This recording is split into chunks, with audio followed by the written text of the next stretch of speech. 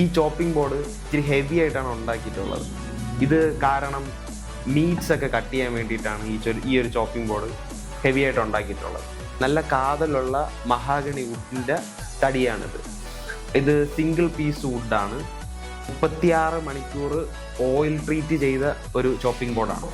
ഈ നാച്ചുറലി നമുക്ക് സീഡിൽ നിന്ന് കിട്ടുന്ന ഓയിൽ എടുത്തിട്ടാണ് ഈ ഒരു ചോപ്പിംഗ് ബോർഡ് ട്രീറ്റ് ചെയ്തിട്ടുള്ളത്.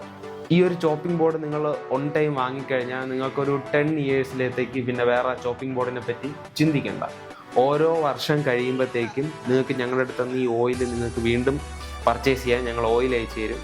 പിന്നെ ഒരു സാൻഡ് പേപ്പർ വെച്ച് ഇത് സാൻഡ് ചെയ്ത് കഴിഞ്ഞാൽ ഇതിൻ്റെ പുറത്തുള്ള ആ ഒരു ഗ്രെയിൻസ് ഒക്കെ പോയിട്ട് നിങ്ങൾക്ക് തന്നെ ഓയിൽ അപ്ലൈ ചെയ്ത് ഒരു 3 ഡേയ്സ് വെയിറ്റ് ചെയ്ത് കഴിഞ്ഞാൽ നിങ്ങൾക്ക് വീണ്ടും ഇതൊരു പുതിയൊരു ചോപ്പിംഗ് ബോർഡായിട്ട് വീണ്ടും യൂസ് ചെയ്യാൻ പറ്റും. ഇത്ര ഹെവി ആയിട്ടുള്ളത് കൊണ്ട് തന്നെ നമുക്ക് ഈ സൈഡിൽ നിന്ന് എടുക്കാനൊക്കെ പാടായിരിക്കും. സോ നമ്മളിവിടെ ഒരു സ്പേസ് കൊടുത്തിട്ടുണ്ട് നമുക്കത് എടുക്കാനായിട്ടുള്ളത്. പിന്നെ എല്ലാ യൂസിന് ശേഷവും ഈ ഒരു ചോപ്പിംഗ് ബോർഡ് മറ്റൊരു സപ്പോർട്ടും ഇല്ലാതെ ഇങ്ങനെ വെക്കാൻ പറ്റും. ഇതുപോലത്തെ ഹെവി ആയിട്ടുള്ളതും ലൈറ്റ് ആയിട്ടുള്ളതും കുറച്ചുകൂടെ സൈസ് ഉള്ളതുമായിട്ടുള്ള ചോപ്പിംഗ് ബോർഡുകൾ വെബ്സൈറ്റിലുണ്ട്. നിങ്ങളുടെ യൂസേജിനനുസരിച്ച് നിങ്ങൾക്ക് അതിൽ നിന്ന് സെലക്ട് ചെയ്യാം.